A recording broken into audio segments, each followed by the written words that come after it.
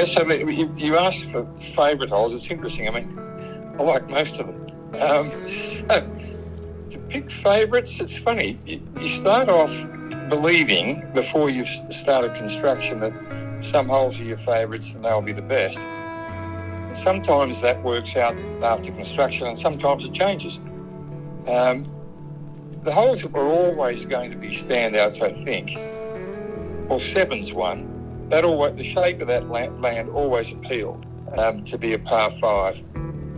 I was knocked out by the second half of 11 and just had to do that, even though it's a little bit unusual, coming off the hollow down onto the flat, then up over the ridge and down onto the green. That was probably my favourite part of the course. Not so much the tee shot, which is a difficult looking thing, and a difficult shot too. But the second half of that hole, I think, was my favourite.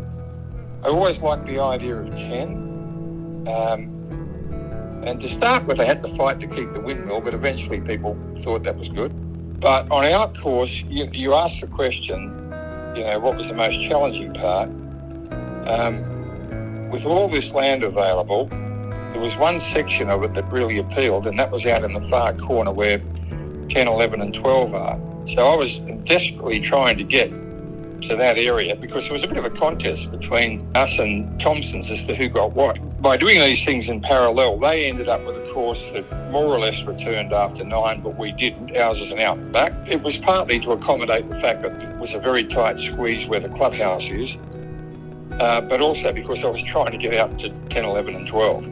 But that's okay. I mean, one course that returned and another one that didn't, that was fine.